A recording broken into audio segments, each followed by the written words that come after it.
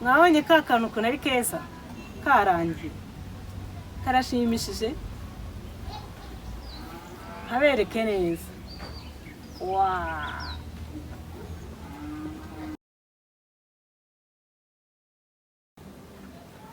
muraho mwese ndabasuje cyane abakunzi ba Eugenie Family ndabakunda cyane mwese rwose ndabasuhuje muri abantu b'umumaro turacyari kumwe nkunda uburyo mukomeza kunshyigikira aka gacupa turakora ku buryo tugakataho akantu k'akazeru kaje gutya kw'iki gikarito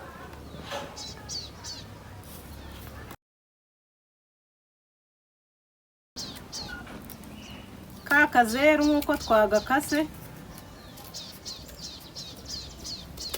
murabona ko mwemo akantu k'akazeru turi bukoreshemo aka gakarito nako biransaba kugafata hakate n'umukasi nkajyane harangiza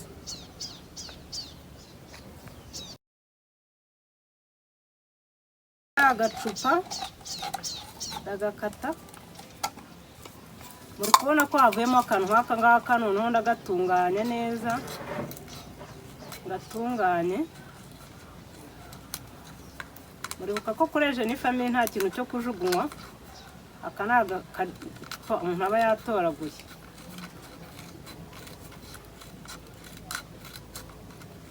ubwo rero ngiye gukoresha utungutu uko ari tubiri aka gacupa kacu rero turafata kano kamashini tugende dukozaho dufate urudodo tugende turunyuzaho ugenda ukozaho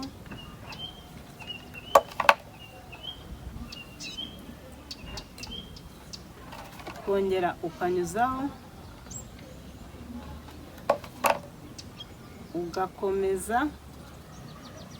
ukagakomeza kugeza ubwo aka kantu kose ukarangiza murareba rero akantu kavuyemo muri ka kantu kanjye twari dufite dore imbere dore munsi ahangaha nta kintu ndakoraho urudodo ndaruzana murabona ko karangiye aka gakarito rero birasaba gukozaho akamashini noneho nkagenda shyiraho akadodo shyiraho akamashini nkashyiraho akadodo ibyo ntabwo muri bushobore kubireba neza uko nshyiraho akamashini hano niko ngenda nshyiraho akadodo ndakazungurutsa abona ko nkarangiza murakareba rero iyo karangiye nuko karangiye kameze ka kanuza kacu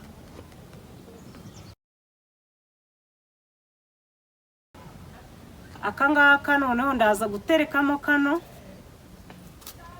kugaterekamo ni ugufata aka kamashini ukagakozaho kano kamashini kaba gafite imbaraga warangiza ugaterekamo hano gutya iyo kano kamaze guterekwamo hano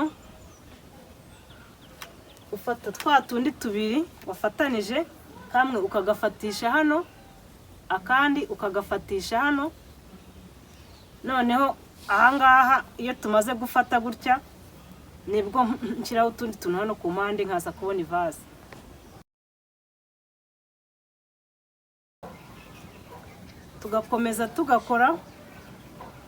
tugakomeza tugakora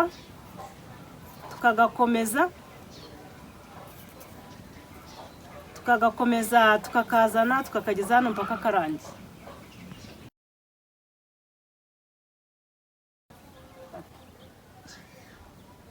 murabona iyo twarangiye ukuntu tuba tumeze ni ukuvuga ngo kamwe n'akandi ka kabiri nshaka kugira ngo nze kudufata hano duteranye, noneho ahangaha gutya mpagire gutya, hano ndaza gushyiramo akantu k'agacupa uko ndaba nabiteganije. Ni ivaze ngiye gukora.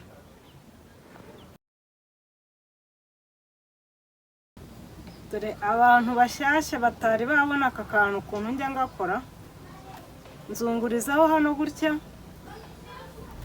uku nguku, nkagera gutya. Iyo ndangije ndagakeba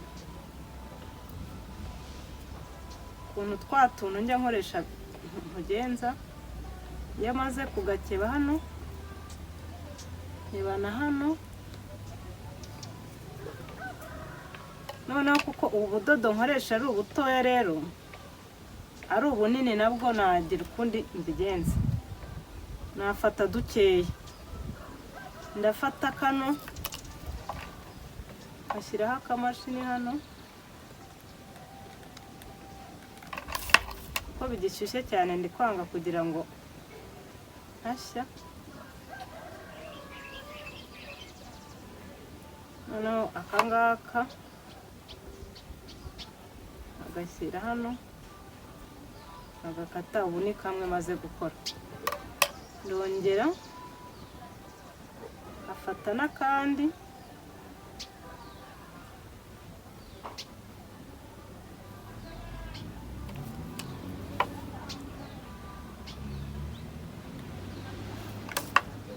akagira gutya.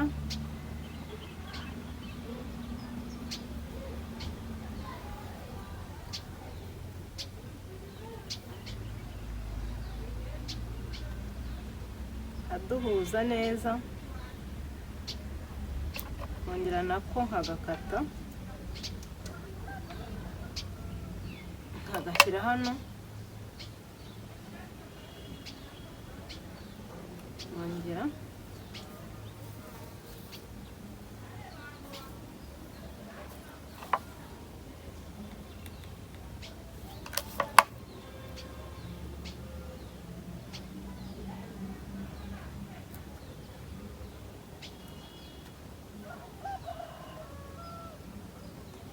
utungutu ndakomeza nkadukeba kugeza tumaze kugwira uko nshaka.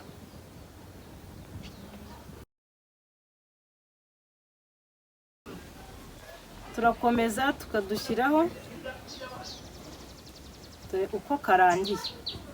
Iyo karangiye gute, noneho mba nsigaje gushyiraho twa dusaro njye nshyiraho utungutu. Ndagufata,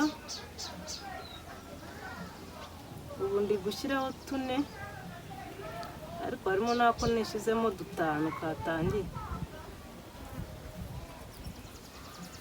Dore nako karangiye gutya.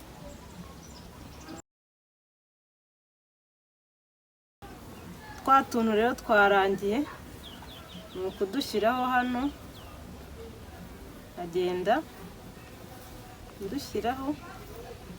Iyo ubushyuhe bumaze kuvamo, ndongera ngashyiraho akandi. Aka kamashini iyo nagakuye hariya gashyushye, kaba kagishyushye, n'ubundi ntabwo gahora vuba. Aka kantu si ngombwa ngo nimba nashyizeho 5 ngo nawe ushyireho 5, biterwa n'agapapuro wakebye ukuntu kangana. Ukora ku buryo nta marembo azamo, cyangwa se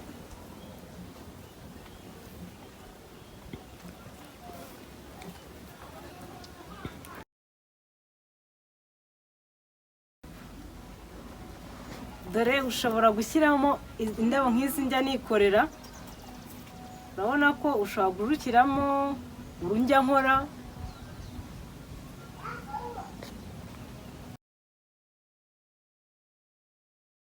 Noneho ngiye gushyiramo indabo nasoromye. Zifata neza, nzishyiremo. Mwakabonye? Uri kubona kano kantu umuntu atagategura neza? Dukomeze kukitegereza. Wow.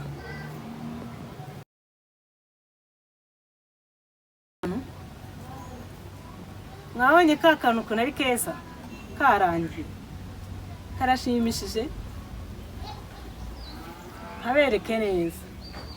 Wow.